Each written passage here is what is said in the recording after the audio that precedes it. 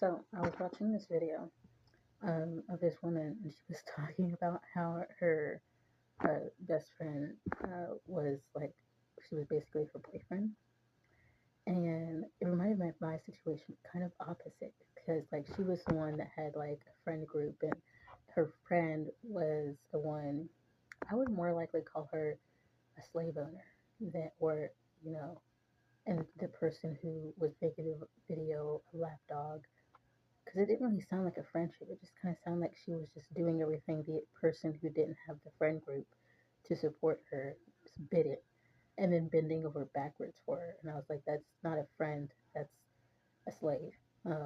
But whatever. People have weird ideas of friendship.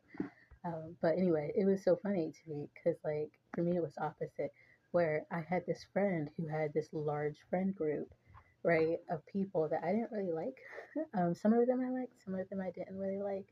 And it was mainly because of certain things and tells that I could tell from them that she couldn't really tell, right? And I could tell because I grew up, with a whole bunch of fucking wolves and snakes, right? So, like, it was pretty obvious to me why, like, there was a lot of people she couldn't trust in that friend group, but like not to her, right? And but anyway, so the woman I was watching, she was talking about all these weird things that this other girl was doing, and how she felt so sad for her because she was alone. And I was like, well, I mean, some people do thrive alone, like I don't have particularly close relationships right now, right? But a lot of the time, I tend to get things done better whenever I don't have someone hovering. And that's kind of seemed like what she was doing in a sense. Especially if she's going to go to things that she doesn't enjoy, that doesn't really make sense. But for me, it was like she had the friend that I had that was basically her boyfriend. She had the friend group, and she was very, possessive over my time when it came to friendships, but she didn't really want me to know about it, but it was obvious. But one of the things that she said was, she asked me is, hey, if I got pregnant, would you leave your life for me and like stay with me and raise the baby with me? And I was like, the fuck?